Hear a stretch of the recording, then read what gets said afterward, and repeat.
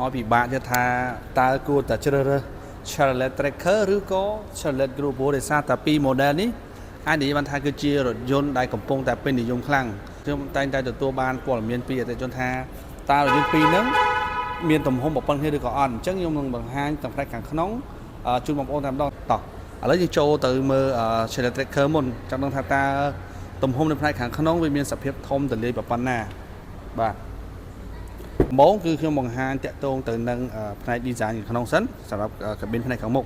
អញ្ចឹងការរចនាគឺប្លែកមួយបែបម្នាក់ជាមួយនឹង model Chandler Group បាទសភាពទំហំខាងក្នុងគឺសង្កថាប្រហាក់ប្រហែលគ្នាតែម្ដងបើយើងដាក់អន្ទឹមគ្នាឡាននេះគឺប៉ុនគ្នាទេបងប្អូន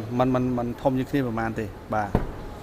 អាចនិយាយថា Group ធំជាងបន្តិចទេបាទឥឡូវបើយើងចូលមកកៅអីជួរទី2ម្ដងបាទ tracker មានសភាពធំទលាយបាទអត់ទៅក្បាលទៅជើងទេ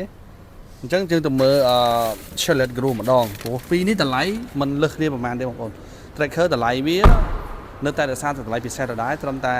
$26,500តែប៉ុណ្ណោះហើយបើ Charlotte Group ដែលជាសមាជិកថ្មីដែលតម្លៃពិសេសដូចគ្នាគឺតែ$28,500ទេបងប្អូននឹងទទួលបានឡានថ្មីខាងគាត់គ្នាតែម្ដងបាទឥ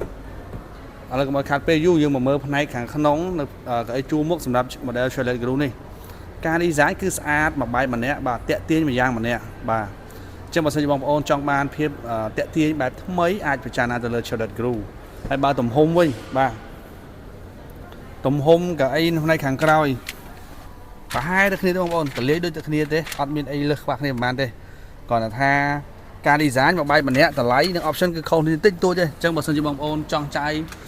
ចង់បាន option រៀងទំនើបខ្លាំងតិចយើងពិចារណាទៅលើ model Charlotte Group តែបើសិនជាបងប្អូនចង់បានចាយលើ budget តិចតួចយើងអាចមើលទៅលើ Charlotte Tracker